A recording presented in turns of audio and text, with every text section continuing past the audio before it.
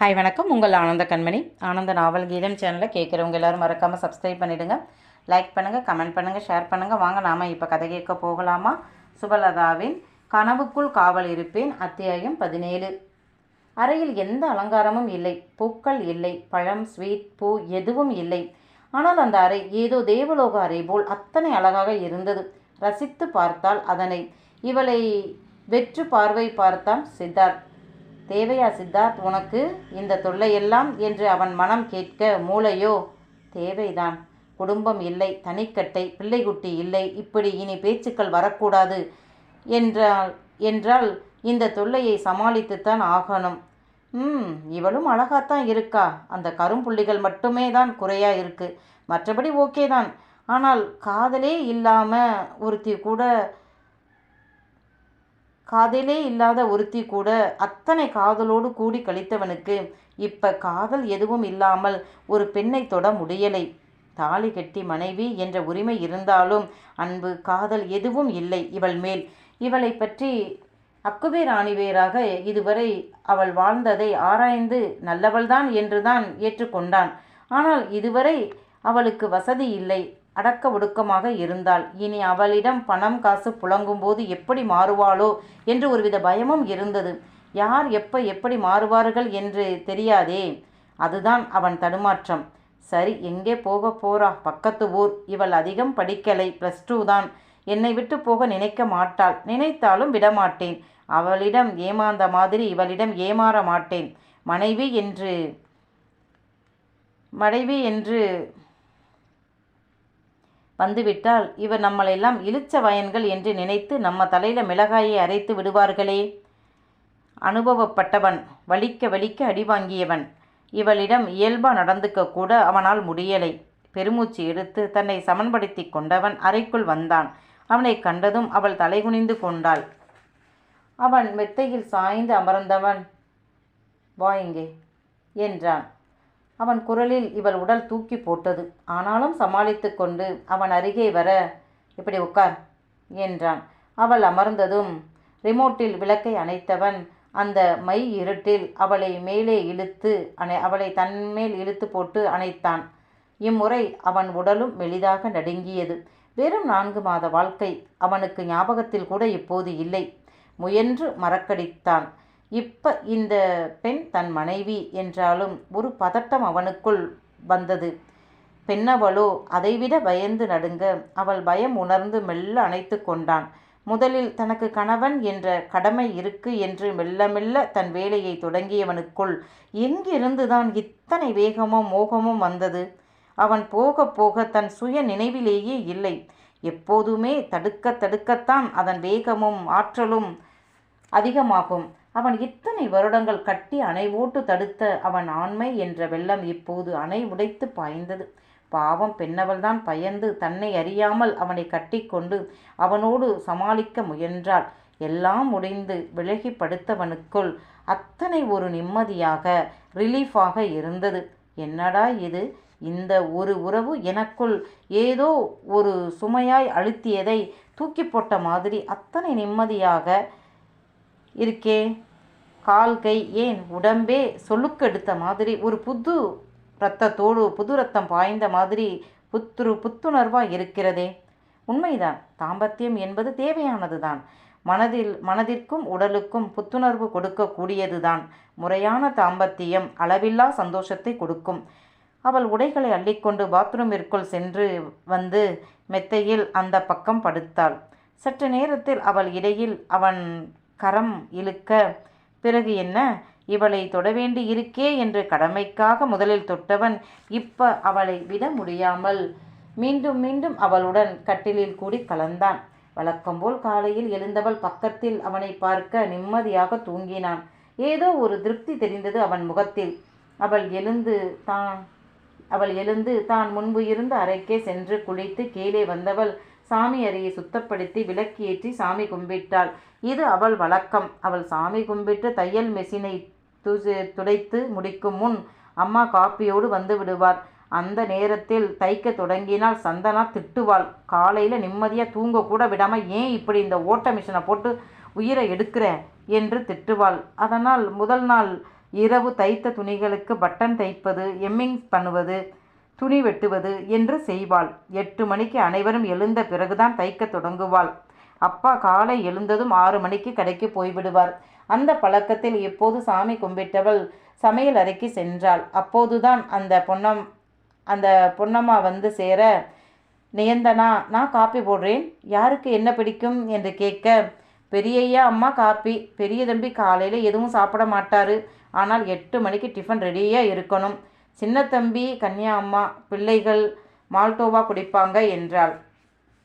உங்களுக்கு என்று கேட்க, எனக்கு காப்பி போதும், இன்னைக்கு நான் காப்பி போடுறேன் என்றாள். ஐயோ வேண்டாமா, நானே செய்கிறேன் என்றாள். இல்லை, எங்கள் அம்மா சொன்னாங்க முதல் நாள் மாமியார் வீட்டில் சமைக்கணும் என்று இழுக்க, அது சரிதாம்மா, அதெல்லாம் எங்களை மாதிரி இல்லாதவங்க வீட்டில் நடக்கிறது தான், இந்த மாதிரி பணக்கார வீட்டில் எந்த கணக்கும் இல்லை என்றார். ஏன், நீங்கள் மாமாவோட தூரத்து சொந்தம்னு தானே எங்கள் அம்மா சொன்னாங்க.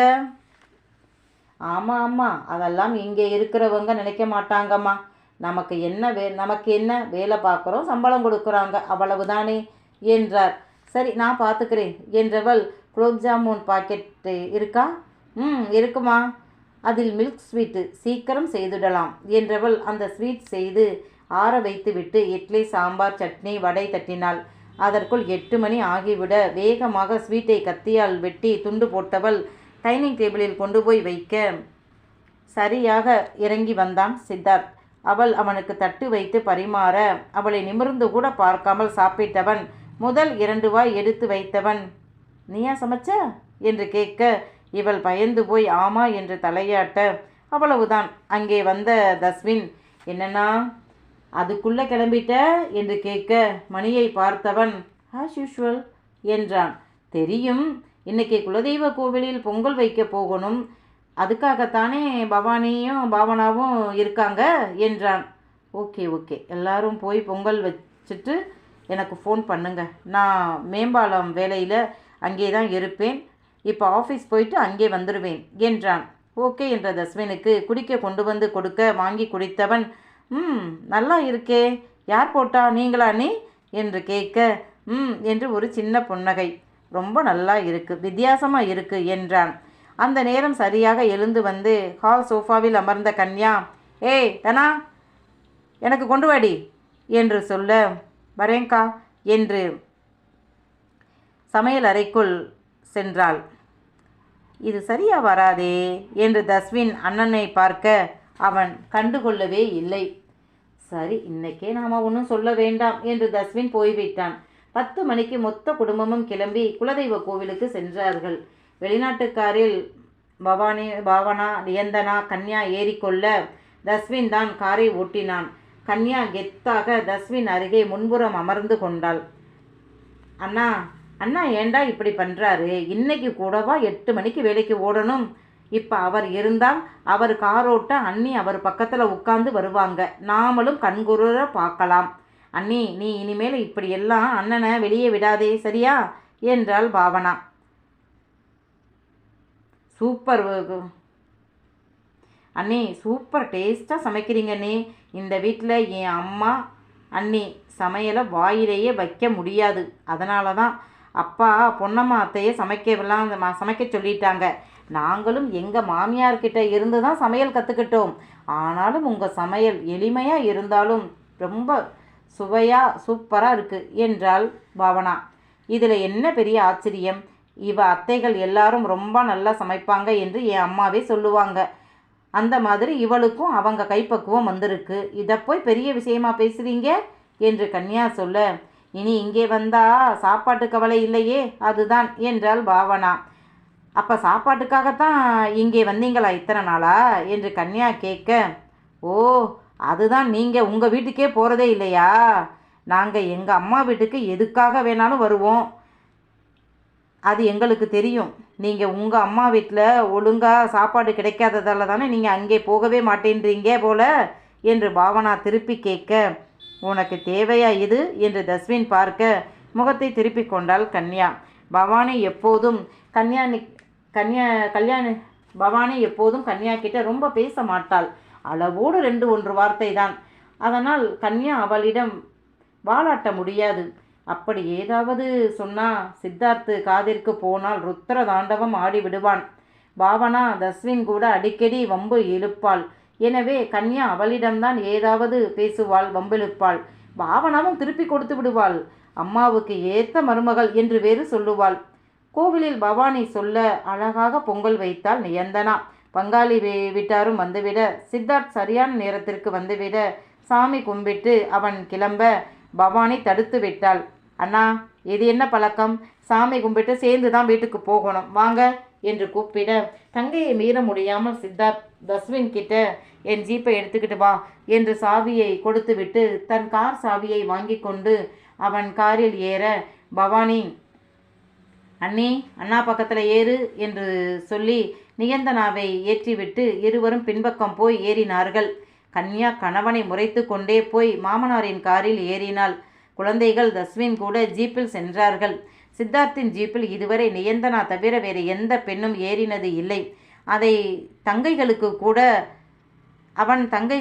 அவனுடைய அன்பு தங்கைகளுக்கு கூட விலை உயர்ந்த வெளிநாட்டுக்காரை வாங்கி கொடுத்தானே தவிர யாரையும் அவன் ஜீப்பில் ஏற்றினது இல்லை. தஸ்வின் குழந்தைகள் மட்டும்தான் ஏறுவார்கள். நியந்தனா யதார்த்தமாக மாமனாரின் காரை பார்க்க பின் சீட்டில் கன்யா கோபத்துடன் இருந்து நியந்தனாவை முறைத்தாள். இப்போ எதுக்கு இந்த அக்கா முறைக்கிறாங்க என்று இவள் புரியாமல் பார்த்தாள். பாவனா நமட்டு சிரிப்புடன் ஏளனமாக கன்யாவை பார்த்தாள். உன் இடம் அதுதான் என்றது அவள் பார்வை.